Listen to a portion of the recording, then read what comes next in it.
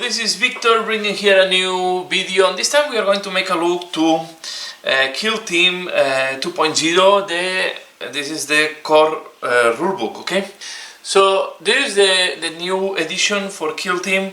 There are new rules, they have changed it completely, and they are different from the previous version. So all what you have from Kill Team 1.0 is not compatible with this new Kill Team, the 2.0 or Kill Team, the Kill Team that they have released. Here we are going to make a look to the content of this book, and I want to give as well my opinion. But be aware, this is a new core book, and the rules are not compatible with previous edition. So if you have elites, commanders, or anything from the previous edition, is not compatible anymore. I was hesitating if to move, to be fair, to move to or not to 2.0. So far I just bought the base core book and the compendium, but I was hesitating because I have some supplements from the other one, and to be fair, to play here with my kids, the 1.0 was good enough. So we have here a little bit of introduction of what is Kill Team and what is made for, and then the gaming and so on. So this is like introduction of what is Kill Team about, and then we have some background here, okay? So they talk about the 45 millennium, only war, and we have Kill Teams and background and some fun histories, theaters of war. So you will see here different, and then they talk about the different factions. So all this is about background, fluff, pictures, showcase. The type of pages are different, okay? This is a different type of format. It's a soft page. I have the quality of the paper is different than what we have in the codexes, so it's not as satinated as the other ones. It's more matte. It's a different. Is a rougher finishing. Okay, I don't know I'm not expert on this, but I have to say that the feeling of this book is different than the ones we have on the codex or other books from Games Workshop. So I don't know if it's worse or not, but it's a different quality of paper. Okay, or at least of finishing. I don't know if it's the varnish, maybe. I'm not expert, but I can tell you the touch is different. Okay, this is more similar to, more rough, I would say. I don't know, similar to magazine, something like that. And then we go to the core rules. So you can see half of the book, more or less. Okay, so this is about what is the 50 pages are background, and then if we look to the other side, we have 100 something. So 1/3 of the book, a little bit more than 1/3 of the book is about background and introduction to Kill Team. So then we have the core rules. There is one thing that I'm not into in favor. Why they have created these new measures, right? The triangle, the circle, the square, and the pentagon for 1, 2, and 3. I have no clue. I did not play yet. I just received the core book, but I don't know. And you can see this guy moved 3 circles, and then you have to know that a circle is 2 inches. Okay, you have I don't know. To be fair, I don't know if it's to sell more rules with the shapes. I have no clue. But it's as easy as to put these symbols to write these symbols with a permanent marker on your rule, and you are okay to go. So, to be fair, don't ask me why they have done that. I have no clue. If this will help or not later on in the game. So we will have the core rules here. I will not go to details on what is about the core rules. The Kill Team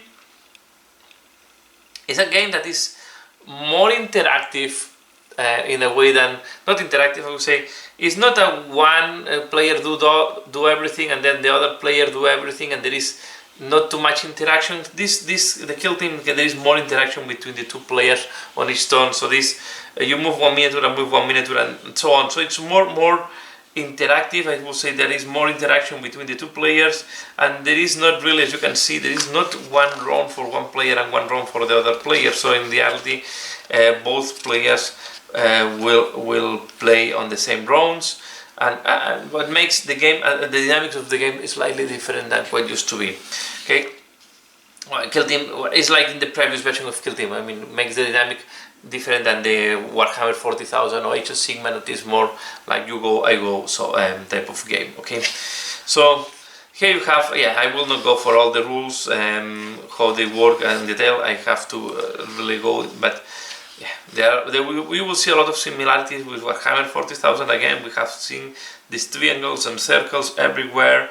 I don't know if it's for avoid to make more difficult the copy.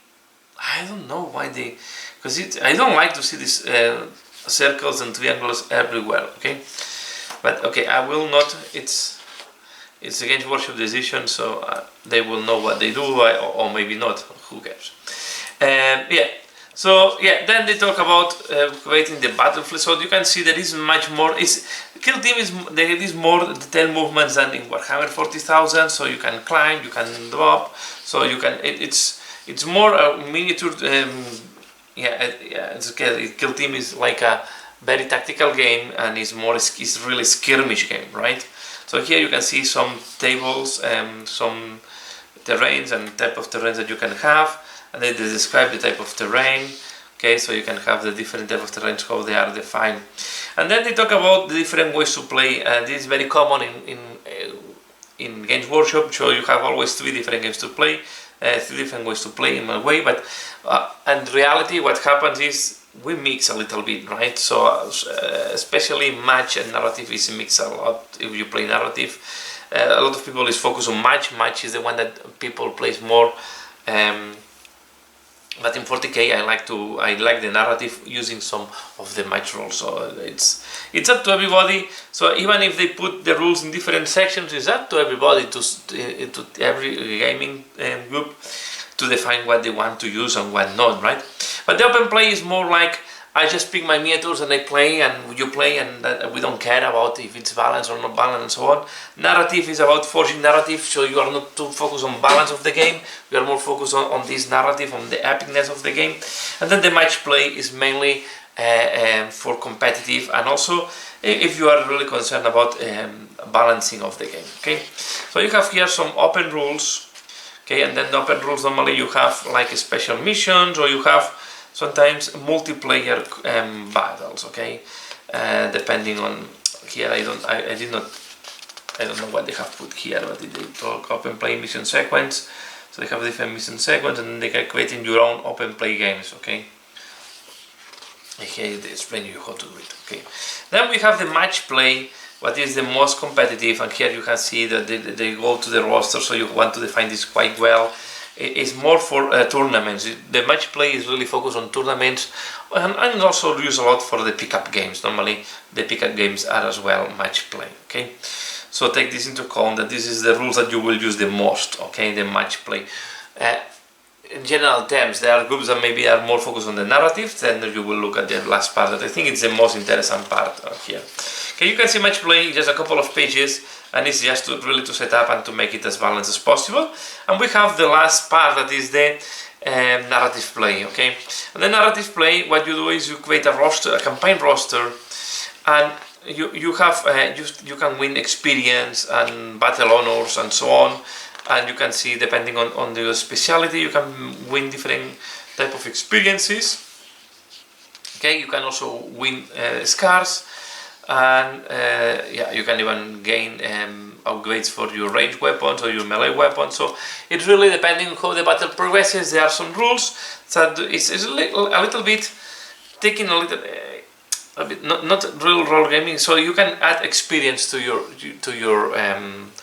your fighters, right? And then it's really about forging the narrative and trying to create some background, some histories at the background of the battles. And then you have special options, and you can see, so special, so if you have perform a ritual, complete 5 games in which you secure, so you can see there are different things that you can do if you accomplish different type of you can create your own campaign. So you have the missions, and then you will have your own campaign, special operations. That is what you are trying to do, okay. And you have about 10 special operations. I think it's very interesting. Again, exploration, how to organize your army, your skirmish force, your kill team. And here you have critical operations mission pack. So you have a mission pack where you will have the different missions that you can play, and each one will have a different type of objectives and things that you can play. And I think these are for narrative, if I'm not wrong, but they look very symmetrical. Maybe it's also used for match play.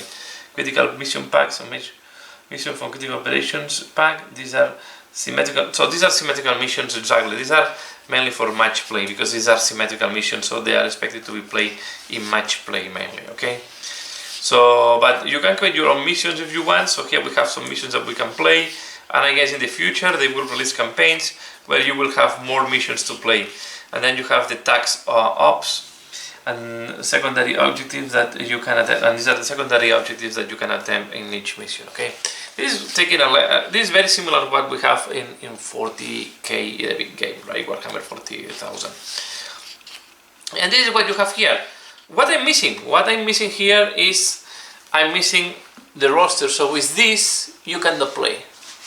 Okay, you will need, and I will talk it in a different video. Maybe you need the compendium at least to play, or you need one of the starter sets where you have some armies. So if you want to know the armies profiles, because the other thing that you will need is the armies profiles, you have to come to the compendium. Okay, I will cover the compendium later on, but be aware the core rule have all the rules, but you don't have. It's different from from the first version. So in Kill Team, the first edition, you had everything in one book. Now, if you want to have as well the armies, you need the compendium. Okay, and this compendium, I'm wondering how long will last, because they are these Kill Teams. I will talk later on. I think I will do a video about the compendium, but be aware that these are more generic Kill Teams, and what we have seen the trend now with the at least with the starter set and the rumors that are coming is that the Kill Teams will have more flavor. Each miniature will have a little bit of more individualism. So there, for example, you have 5 Marines, 5 Intercessors, all the same, right? While in the commandos, each commando have a different theme. As well on the Krieg that were coming on the starter set, each Krieg have a different type of role in a way, right?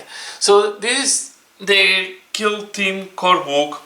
Be aware that you will need the other book if you want to play, and of course the miniatures. Okay, but yeah, that's all what I want to share here. I wanted to share with you the content.